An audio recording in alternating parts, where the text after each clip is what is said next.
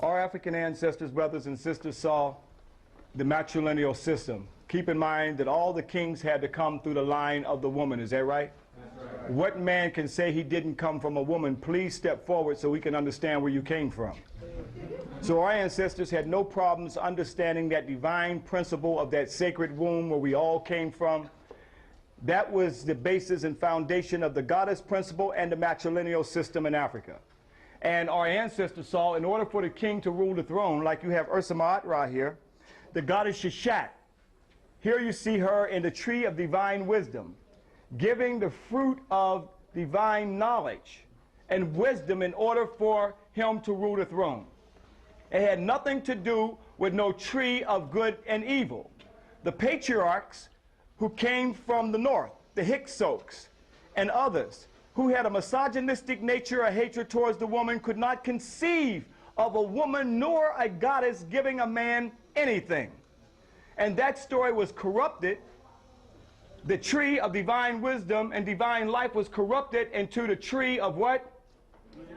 Because here we have that they created in their biblical stories and the opening of the pages in Genesis that there was Adam and Eve, is that right? And they were not to eat of the tree of what? Knowledge of what? Good and evil. Now who was seduced by the serpent and ate from the tree? Eve. That's why, sisters, you got to watch and you hear that sound. Psst. But anyway, here we see that she was seduced to eat the fruit, and then she seduced who? Adam. Now we are told that that's the reason for the world's sins of this first woman eating of the tree of good and evil, and that that's also not only the reason for the world's sins, but her monthly cycle is to remind her of that sin. This is what's taught in the church. Okay?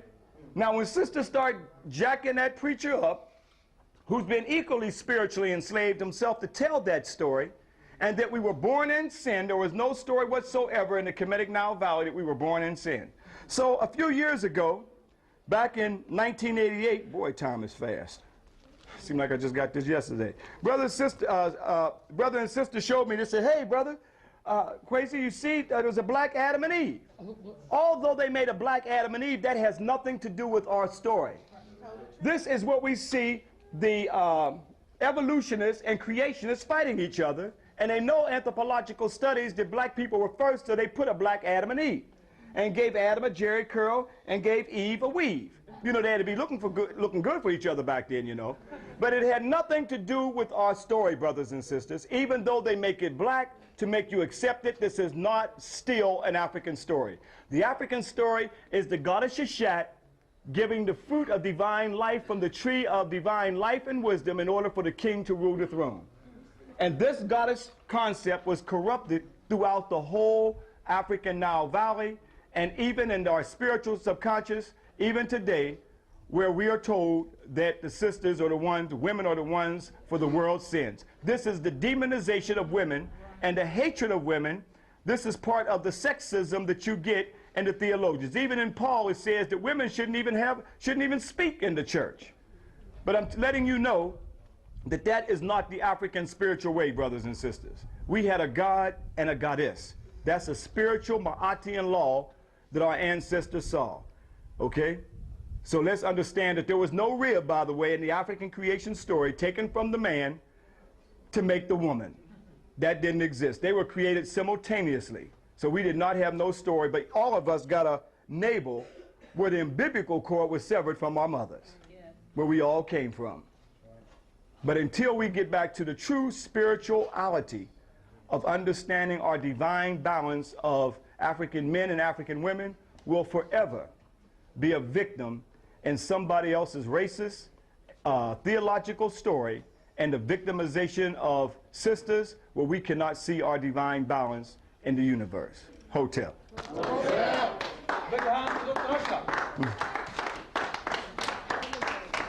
And you know the story is corrupted anyway, because as they said, there was only Adam and Eve, and then they created a son named who? Cain and Abel. And Cain went out to the land of Nod and found what? They haven't been able to explain that story yet. And then the racist theologians will tell you that was the sub-Negroid race. No, African people had a great kingdom long before their Adam and Eve story that they created and corrupted from the goddess Aset and Asar from right here in Kemet, right here in Egypt where you are. These stories are told. This is a book in stone. That's why they carved endlessly so it could not be revised. You see the Ark already back there. How could the Ark of Covenant that the Jews say that Jehovah God is the portable God house and you got it right here? That they're carrying? And we are taught to go to Jerusalem and not to come back here to Kemet. We look at Jerusalem as being the Holy Land, not Kemet as being the Holy Land. This was the original Holy Land. This was the original Taneter land. I know that may be hard for some of us, but 400 years of indoctrination, you have to look at yourself as a victim. And we have been a victim. But we have continuous stories. So this is a book in stone. You can have a few minutes to take your pictures of the goddess Shishat and go back and tell the story. Show it to the preachers. Show it to the ministers. We want to get to the root of these stories, and you've come halfway around the world, back to the African Nile Valley, and witnessed where they've copied and manipulated these stories from you. We want to get to the root of the story, and the root of the story was no Eve, but it was in fact Shishat, giving divine knowledge and wisdom. See, the only story that we have when a story regurgitates up is what white folks put in our psyche. But now the real psychological warfare is going to take place now because you are here. You're witnessing on the temples now, Shishat and the tree of life and many other concepts that we have shown, and that's down in your psychic. So when you hear the Garden of Eden, what's going to trigger in your mind right back here? I saw Shishat. And there was nothing, that's what's going to trigger, that's what's going to activate. But if you have nothing down in your psychic to fight that, then you can only accept that which has been told to you.